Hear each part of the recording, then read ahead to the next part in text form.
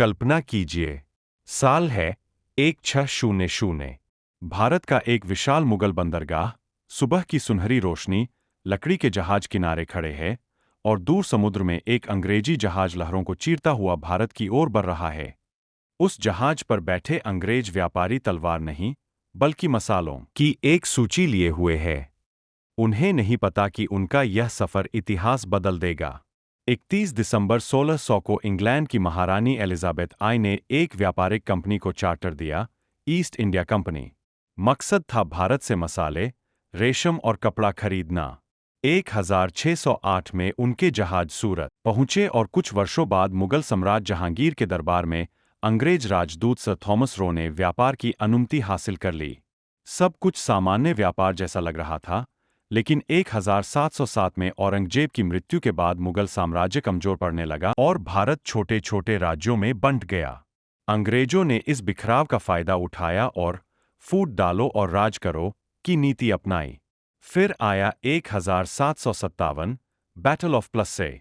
बंगाल के नवाब सिराज उद्दौला और अंग्रेजों के बीच निर्णायक युद्ध हुआ। अंग्रेज सेना का नेतृत्व रॉबर्ट क्लाइव कर रहे थे, लेकिन असली मोड़ तब आया जब मीर जाफर ने विश्वासघात किया और नवाब का साथ छोड़ दिया। इस जीत ने अंग्रेजों को बंगाल की अपार संपत्ति दे दी। 1764 में बैटल ऑफ बक्सर में जीत के बाद उन्हें बंगाल, बिहार और उड़ीसा से कर वसूलने का अधिकार मिल गया। जो व्यापारी बनकर आए थे, वे अब शासक बन चुके थे। धीरे धीरे उन्होंने भारत के कई राज्यों पर नियंत्रण कर लिया। लेकिन 1857 में भारतीय सैनिकों ने विद्रोह का बिगुल बजा दिया। इस संग्राम में रानी लक्ष्मीबाई, बहादुर शाह जफर और नाना साहिब जैसे नेताओं ने अंग्रेजों को कड़ी चुनौती दी।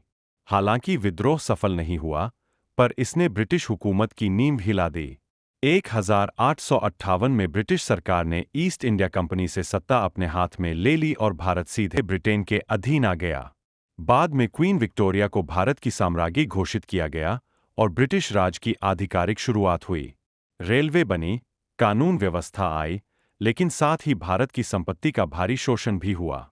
इस तरह कुछ व्यापारी, जो मसालों की तलाश में आए थे, धीरे धीरे पूरे भारत के शासक बन बैठे।